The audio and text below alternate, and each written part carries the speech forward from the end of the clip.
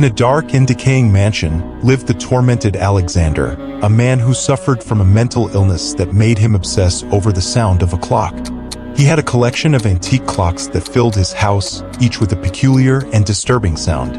However, one of the clocks stood out from all the others, the devil's clock, named for its unbearably shrill ticking and its blood-red dial. Alexander's obsession with this clock was unfathomable.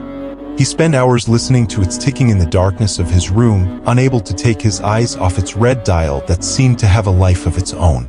The nights became unbearable for him and his mind deteriorated even further. One day, his obsession led Alexander to a point of no return. In a fit of madness, he decided that the clock must stop ticking. However, his efforts to open the clock and silence it only resulted in the clock ceasing to function altogether. The obsession intensified. The relentless silence of the devil's clock became his new nightmare. The nights without the ticking plunged him into an abyss of paranoia and hallucinations. Alexander began to see twisted shadows that seemed to dance around the lifeless clock. He swore that the devil's clock whispered terrible secrets to him in the darkness of the night. Desperate to regain the sound that obsessed him, Alexander decided to seek out a clockmaker to repair the clock. But no clockmaker dared to touch the devil's clock. Its sinister reputation had spread throughout the town. Finally, in a fit of uncontrollable rage and obsession, Alexander took a hammer and began to strike the clock in a desperate attempt to make it tick again.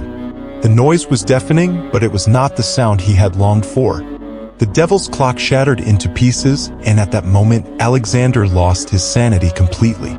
When the authorities arrived at the mansion, they found Alexander laughing hysterically among the shattered remnants of the clock. But what disturbed them the most was that, instead of a tick-tock, Alexander's heart beat in perfect harmony with the rhythm of his broken clock. The sound of Alexander's heart, which had assumed the rhythm of the devil's clock, had consumed his sanity entirely.